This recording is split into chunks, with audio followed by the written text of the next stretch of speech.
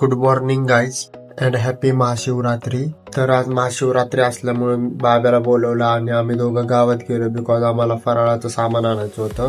लीलाचंद किराणा store मध्ये गेलो आणि इथून साबुदाणा आणि भगरीचं पीठ घेतलं. बिल वगैरे पे करून आम्ही 40 फुटी रोडला गेलो. तर इथं रोडचं काम चालू आहे, तुम्ही पाहू शकता. आज माझा उपास असल्यामुळे मला वेफर्स खायचे होते, त्यामुळे वेफर्स घ्यायला गेलो. वेफर्स वगैरे घेतले आणि वरती गेलो. या आजींपाशी गेलो. आजींपासून अर्धा किलो द्राक्षे घेतली.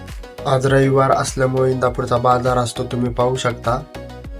हे सगळं सामान घेऊन घरी गेलो. घरी जाऊन आंघोळ वगैरे केली, कपडे घातले आणि मला सरांचा कॉल आला बिकॉज आम्हाला बाहेर जायचं होतं. त्यामुळे मी बाब्याला बोलवून घेतलं आणि बाब्याला म्हटलं मला ऑफिस पाशी सोड. बाब्याचं थोडं नेहरू चौकात काम असल्यामुळे आम्ही नेहरू चौकात गेलो आणि जाता जाता आम्हाला ही पालखी दिसली, त्यामुळे आम्ही पालखीचं दर्शन घेतलं. दर्शन वगैरे घेऊन झाल्यानंतर डायरेक्ट ऑफिस पाशी गेलो. तर तुम्ही हे गर्दी पाहू शकता. इंदापूर टोल नाक्याची गर्दी आहे. महाशिवरात्री असल्यामुळे इथं खूप गर्दी होती. मी आणि सर आम्ही दोघं टू व्हीलरवर होतो, त्यामुळे लगेच गर्दीतून बाहेर पडलो. टोल नाका क्रॉस करून आम्ही पुढे आलो आणि तुम्ही हे इंदापूरचं उजनी धरण पाहू शकता. इथूनच पुढे आडेगाव आहे. आडेगावातून आतमध्ये गेलो. आतमध्ये गेल्यानंतर अजून एक गाव होतं, त्या गावाचं मला नाव माहिती नव्हतं. तर तुम्ही मंदिराची हे मेन कमान पाहू शकता. त्यानंतर मी आणि सर आतमध्ये गेलो, गाडी पार्क केली. तर हे मंदिराची एंट्री कमान आहे, तुम्ही पाहू शकता. त्यानंतर सर आणि मी आतमध्ये गेलो, चप्पल वगैरे काढली. त्यानंतर सर आणि मी आतमध्ये गेलो आणि आतमध्ये गेल्यानंतर पहिलंच हनुमानचं मंदिर होतं. तर हे हनुमानाची मूर्ती तुम्ही पाहू शकता. त्यानंतर हनुमानचं दर्शन घेऊन बाहेर आलो आणि प्रभू श्रीरामांचंही दर्शन घेतलं. प्रभू श्रीरामांचं दर्शन घेऊन आम्ही साईडला आलो. त्यानंतर साईबाबांचं दर्शन घेतलं. तिथल्या मंदिराचं दर्शन पूर्ण झाल्यानंतर आम्ही दुसऱ्या मंदिराकडे गेलो. तर हे दुसरं मंदिर कसं आहे मला कमेंटमध्ये सांगा. तर तुम्हाला या नागावरून समजलंच असेल हे कशाचं मंदिर आहे ती. मी आणि सर मंदिराच्या आतमध्ये गेलो. तर तुम्ही पाहू शकता हे पिंडावर गंगाजल वाहत आहे. मग आम्ही गंगाजल घेतलं आणि पिंडावर वाहिलं. तर तुम्ही हे पिंड पाहू शकता. पिंडाचं दर्शन घेऊन आम्ही या झाडाचं दर्शन घेतलं आणि पुढे आलो. पुढे येऊन नंदी बैलाचं पण दर्शन घेतलं. रामायण मध्ये तुम्ही पाहिलेच आहे, प्रभू श्रीरामांची मदत वानरांनी केली होती. आपल्या हिंदू धर्मात वानरांचं काय स्थान आहे आपल्याला माहितीच आहे, त्यामुळे तिथे वानरांची सुद्धा मूर्ती होती. त्यानंतर पुढे आलो आणि ह्या झाडाखाली प्रसाद वाटप चालू होती.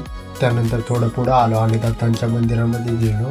तर हे दत्त मंदिर आहे आणि इथं गणपती पण होता. गणपतीच्याही पाया पडलो, दत्तांच्याही पाया पडलो. त्यानंतर मी आणि सरांनी ताट घेतलं. नंतर ताट घेऊन थोडं पुढे आलो आणि इथं ताट धुवून घेतलं. ताट धुवून घेतल्यानंतर मी आणि सर लाईन मध्ये थांबलो आणि प्रसाद घेतला. तर हे प्रसाद होता, तुम्ही पाहू शकता. प्रसाद वगैरे खाऊन झाल्यानंतर घरी यायला निघालो. तर तुम्ही हे पाहू शकता उजनी धरणातलं पाणी सगळं सुकलं आहे. त्यानंतर थोडं पुढे आलो आणि आपल्या इंदापूरचा टोल नाका लागला. तर तुम्ही मागाशी बघितलंच होतं, मागाशी खूप गर्दी होती टोल नाक्यावर, बट आता काही गर्दी नव्हती. त्यानंतर सरांनी मला घरी सोडलं आणि मी घरी आलो. या दोघींनी मला बघितलं, मग या दोघी माझ्यापाशी आल्या. मग यांना वेपर्स खायला दिला आणि मला बोलले लॅपटॉप लावून दे. त्यांना CID बघायचं होतं, मग त्यांना CID लावून दिला आणि मी झोपून गेलो. मग मला पप्प्याचा कॉल आला. मग मी झोपेतून उठलो, फ्रेश वगैरे झालो आणि गावात गेलो मी आणि पप्प्या. छत्रपती शिवाजी महाराजांची छोटीशी मूर्ती तुम्ही पाहू शकता. त्यानंतर आम्ही या कॉम्प्युटर दुकानामध्ये आलो बिकॉज मित्राला PC घ्यायचा होता. PCची ऑर्डर वगैरे देऊन आम्ही घरी जायला निघालो. ते बोलले 1.5 तासांनी ये. मग आम्ही 1.5 तासांनी गेलो आणि PC घेऊन आलो.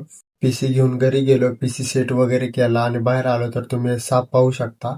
आज महाशिवरात्र असल्यामुळे आम्हाला सापाने दर्शन दिलं वाटतं. हा कोणता साप आहे मला कमेंट मध्ये सांगा. घरी गेलो, फराळाचं खाल्लं आणि पुन्हा बाहेर आलो. फिरत फिरत स्टँडवरती गेलो. तर तुम्ही हे माणूस बघू शकता कसा झोपला आहे. स्टँडवरती येण्याचं कारण बिकॉज बाप्पा पुण्याला गेला होता आणि तो आला होता. मग आम्ही त्याला पिकअप करायला गेलो. तर येता येता त्यांनी हा गॉगल आणला होता. तर तुम्ही गॉगल कसा आहे मला कमेंट मध्ये सांगा.